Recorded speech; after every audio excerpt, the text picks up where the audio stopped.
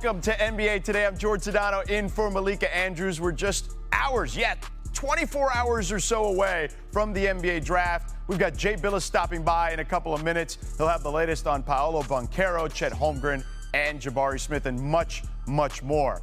But we begin with Kyrie Irving, who has until June 29 to opt in or decline his $36.5 million player option for next season.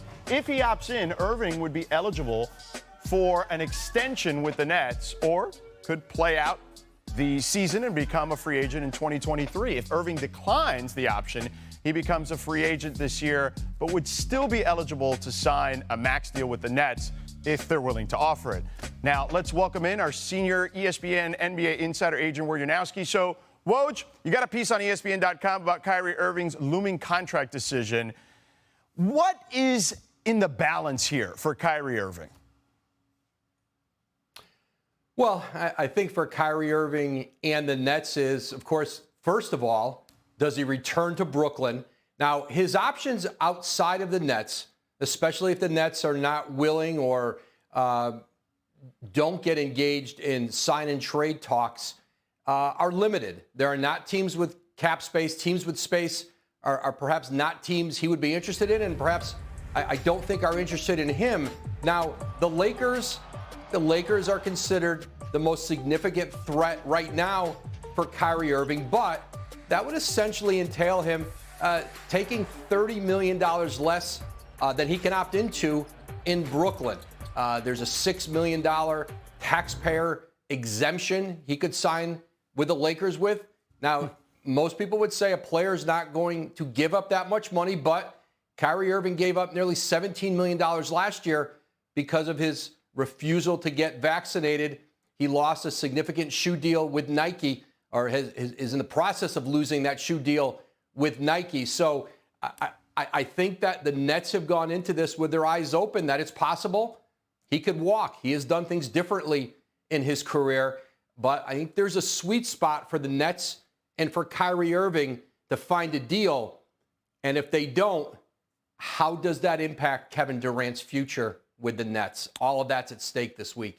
Yeah, and that's my follow-up here. Where does Kevin Durant lie in all of this?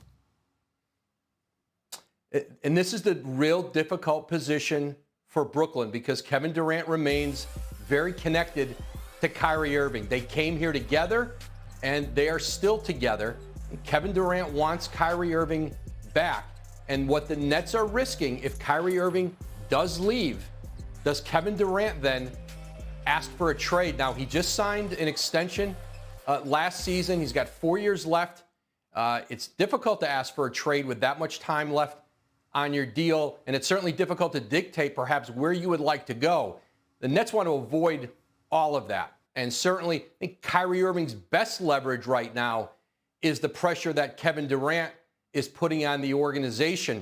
And listen, there are other players. It has not been easy to keep role players in Brooklyn and to recruit role players in Brooklyn, especially with all the drama around Irving. And that impacts how they build the team too. But ultimately, Kevin Durant is the epicenter of this organization. And the Nets, in one hand, are trying to stay disciplined on an extension. They want to do a short-term deal with Kyrie Irving. He can opt into that $46 million, as you said, or he can opt out and get as much as $42 million in the first year of a new deal. But he wants a long-term max deal. That's not available to him right now in Brooklyn, nor is it available to him anywhere else. So, listen, there's going to be a lot of back and forth as the Nets, Kyrie Irving, Kevin Durant move forward. But no question, there's a great deal at stake. This was a grand experiment in Brooklyn, having Kyrie Irving, Kevin Durant, and, of course, James Harden all together. And, what the Nets, of course, are trying to avoid is a scenario where Kyrie Irving leaves and then Kevin Durant says to them, I'd like to play somewhere else. Yeah, and I'm sure all the other teams around the league are certainly looking at that situation, trying to see if they can pry any of those pieces away, but particularly Kevin Durant. It feels like the Nets are certainly, dealing with a tightrope here in regards to this particular situation. But with that Kyrie contract, regardless of what it is, Do you expect there to be clauses about games played or things of that nature? Do we even know if that's a possibility?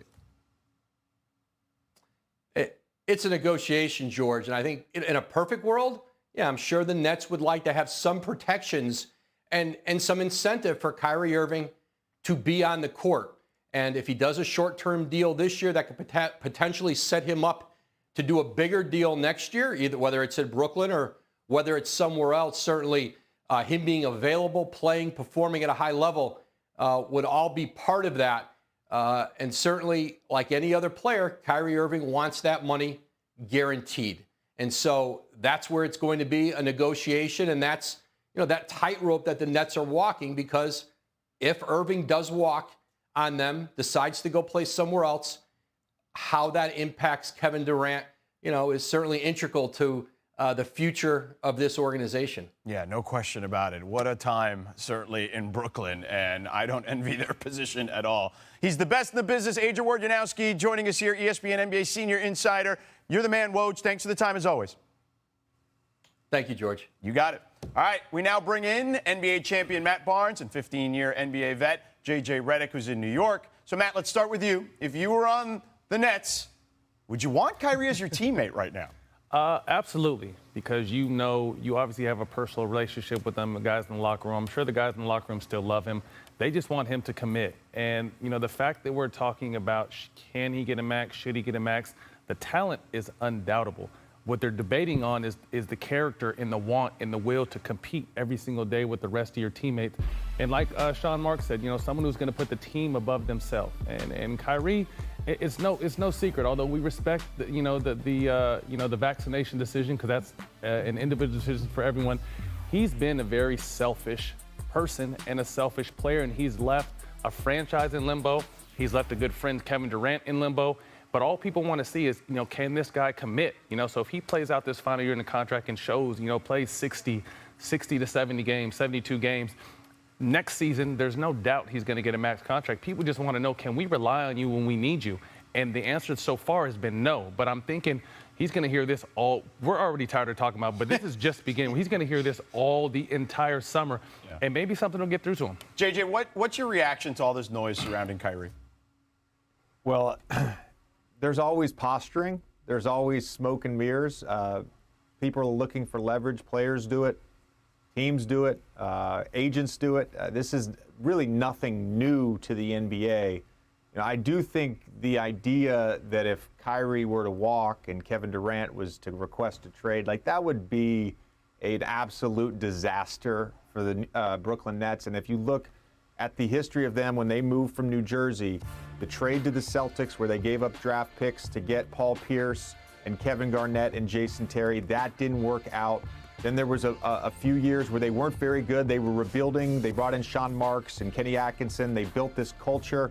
And then they used that culture and that promise of a better future to leverage that into signing Kevin Durant and Kyrie Irving as a package deal. Then they traded away a lot of that depth, guys like Karis LeVert and Jared Allen, D'Angelo Russell, the people who helped build this culture.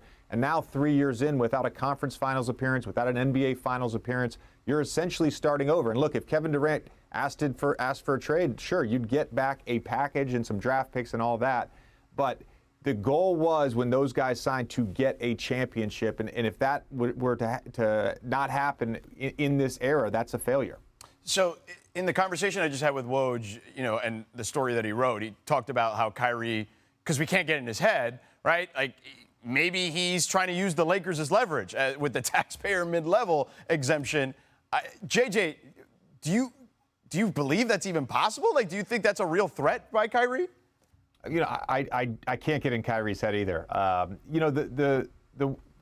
My gut tells me that Kyrie Irving will be in a Brooklyn Nets uniform to start next season. How we get there, I don't know. I don't know if that's opting out, re-signing a deal, signing an extension.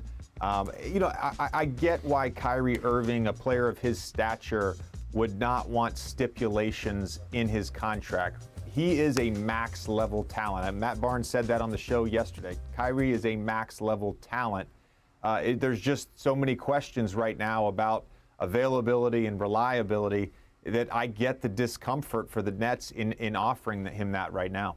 He's someone that loves the element of surprise. So I wouldn't be surprised if he signed for whatever another team is going to give him if that situation made him feel more comfortable. But the crazy thing to me is the Nets necessarily that we know haven't done anything to mess up. You know, he's been doing more to them than they've been doing to him. You know, they've rolled the red carpet out. They thought, like JJ said, this big, plan was to come and bring some championships to Brooklyn, to found a new foundation and a new team in that city. But it's kind of been him doing the issue. So to me, I don't understand why you would really want to leave Brooklyn in the first place. They've been nothing but welcoming. You know, you got Kevin Durant over there with you. You got a great coach in Steve Nash, or, who can really, if he opened up his mind, probably help Kyrie out there on the court at some point. So really, again, it's really going to be up to Kyrie and him getting tired of us talking about him every single day until a decision's made, because, again, the talent is unmatched, but sometimes talent isn't enough when you're trying to build something. Matt, would you? I was just going to jump in here, and I just wanted to point out, I agree completely with Matt that the best scenario for Kyrie is to remain as a Brooklyn Net and play alongside Kevin Durant. Joe Harris is back from an injury. Ben Simmons is back from an injury. They have a real chance to be a great basketball team next year if Kyrie Irving is on the floor. And the assumption is that he will be on the floor and available way more than he was this season and way more than he was in that first season. And obviously we could go down the list of all the different reasons why he's missed games, but you have to assume that he will be on the basketball floor for at least 60 to 70 games next season, and they have a real chance to be a good team if that's the case. All right, let me play the role of NBA Twitter here and ask you the question that seems preposterous on the surface. So you got to say we're hating right now, because NBA Twitter, whenever you have an opinion, it's all hate. So No. It's the type of questions you get in the mentions. And you're like, right. So, would you like to see a LeBron-Kyrie reunion, Matt? No, I would like to see KD and Kyrie finish what they started. Okay. Again, I'm a fan of the Desai family, what they've been able to do over there, the way they've kind of been able to build a culture over there. But Kyrie is a big piece of that. And again, we ask, if I'm a role player over there, would I want Kyrie back? Absolutely, because I know what he's capable of. I just need to know, again, as a teammate, are you going to be there? And is there anyone that could, does Kevin Durant have the kind of friendship with him where he can look him in his eyes, sit him down? Can you tell me, can you be, outside of injury that we don't know what's going to happen, will you be there for me? Will you be my wingman? Can I be your wingman? Are we going to go out there and do what we planned on doing?